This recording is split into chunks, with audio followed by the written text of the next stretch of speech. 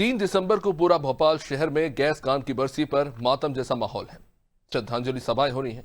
Gas कांड में जान गंवाने वालों के लिए सभाएं आयोजित की जा रही हैं। दूसरी ओर प्रदेश कांग्रेस कार्यालय में इसी दिन एक बड़ा कार्यक्रम रख दिया गया। अब इसे लेकर सियासत होना लाजमी है। इसकी वजह है कि कांग्रेस की रैली, दरअसल महिला कांग्रेस की नई प्रदेश अध्यक्ष रीना बौरासी ने अपने समर्थकों के साथ इंदौर से भोपाल तक की एक रैली निकाली। इसमें कांग्रेस के कई बड़ी नेता भी शामिल हुए। लिहाजा बीजेपी ने इस पर आपत्ति जताई और कहा कि यह दिन तो शोक का है, जश्न मनाने का नहीं। बीजेपी मीडिया प्रभारी आशीष अग्रवाल ने कहा कि आज जब पूरा भोपाल उन हजारों मासूम मजलूमों को याद कर रहा है जिन्होंने मौत की जहरीली धुंध में अपनी जिंदगी खो दी, उसी दिन मध्य प्रदेश महिला कांग्रेस उत्सव और जश्न मना रही है। ये शोक का दिन है, जश्न का नहीं। उन्होंने गैस त्रासदी को याद करते हुए कांग्रेस की भूमिका को संदिग्ध बता दिया। आशीष अग्रवाल ने सोशल मीडिया पर पोस्ट करते हुए लिखा कि मुख्य आरोपी वॉरेन एंडरसन को भगाने वाली यही कांग्रेस सरकार थी। गिरफ्तार होने के कुछ ही घंटे बाद कांग्रेस के तत्कालीन मुख्यमंत्री ने वीआईपी सुविधा देकर इसे एयरफोर्स के विमान से बाहर भेज दिया।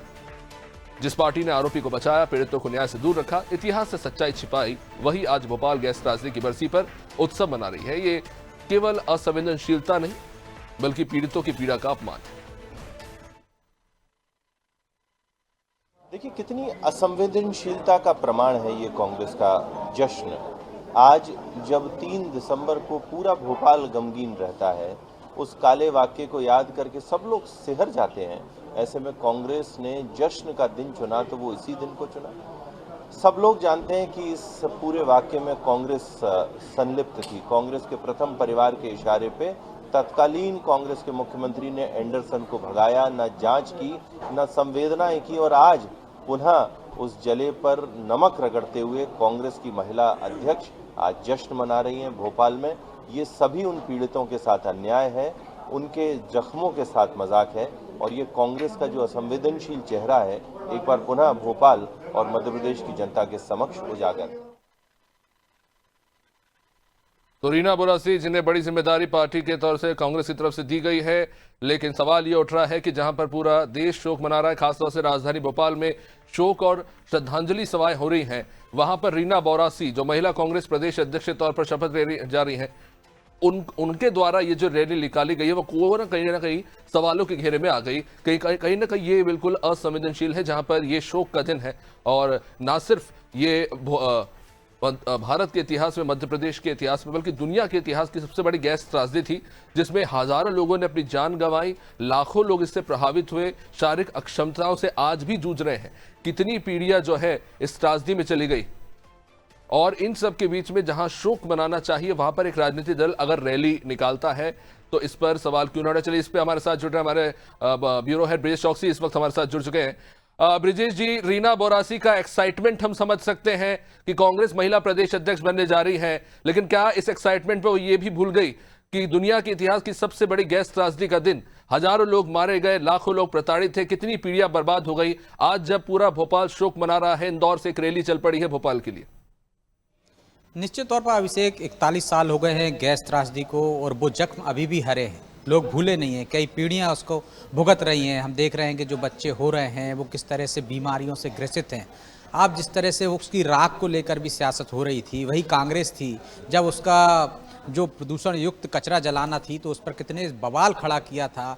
कोर्ट के निर्देश पर, निगरानी पर उसका निष्पादन हुआ था। लेकिन कांग्रेस शायद यहाँ चूक कर गई है जब वो बौरासी, रीना बौरासी, जो नवनियुक्त प्रदेश महिला कांग्रेस के अध्यक्ष बनी हैं, उनके स्वागत के लिए हम देख रहे हैं इंदौर से लेकर भोपाल तक कई स्वागत द्वार बनाए गए हुए हैं। वो आज अपना कार्यभार ग्रहण करने जा रही हैं इंदौर से एक रैली के रूप में। यहाँ भी उनके स्वागत के लिए बड़ी संख्या में महिलाएं आई हैं प्रदेश भर से। पूरी कांग्रेस में को इस तरह से हम देख रहे हैं स्वागत के लिए आतुर नजर आ रही है। पूरे शहर में भी या उससे बीच बीच में भी उनके स्वागत सत्कार हो रहे हैं भोपाल आगमन के दौरान।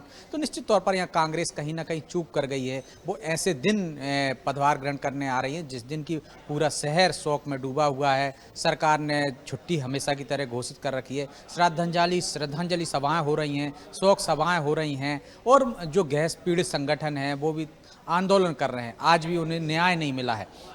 इसी तरह से ये एक तरह से रैली करके एक जश्न मनाकर कांग्रेस ने बीजेपी को और विपक्ष को जो हो मौका दे दिया है। उन्होंने अपने विरोधियों को मौका दे दिया है कि वो तमाम जख्म निकाले जा रहे हैं, उधेड़े जा रहे हैं, जबकि एल्डरसन को यहाँ से भगाया गया था। किस तरह से जब हम देख रहे हैं कि अर्जुन सिंह की सरकार थी, उनको कार में बिठाकर किस तरह से एयरपोर्ट छोड़ा गया था, जिस पर आज भी हम देखते हैं कि कांग्रेस को जवाब देते नहीं बनता है। वो तमाम चीज़ें एक बार फिर निकल कर आ गई हैं इस पदभार ग्रहण कार्यक्रम की वजह से। तो मुझे लगता है कांग्रेस यहाँ चूक कर गई, लेकिन हम देख रहे हैं कि महिला कांग्रेस की कार्यकारी अध्यक्ष रही हैं जो पूर्व में, वो कह रही हैं कि कोई जश्न मनाने नहीं आ रहे हैं, आप जश्न नहीं दिख रहा है यहाँ पे आपको, वो तो एक पदभार ग्रहण करने आ रही हैं, महिलाओं के हक की लड़ाई लड़ने के लिए यहाँ आ रही हैं। तो निश्चित तौर पर मुझे लगता है कांग्रेस कहीं जो तिथि निर्धारित करने में चूक कर गई है। वो 3 की जगह 4 तारीख भी कर सकती थी, 5 तारीख भी कर सकती थी, तो निश्चित तौर पर इससे एक संदेश जाता। आज उसे अन्य कार्यक्रम करना चाहिए था, जिस तरह से श्रद्धांजलि सभाएं होती हैं, शोक सभाएं होती हैं,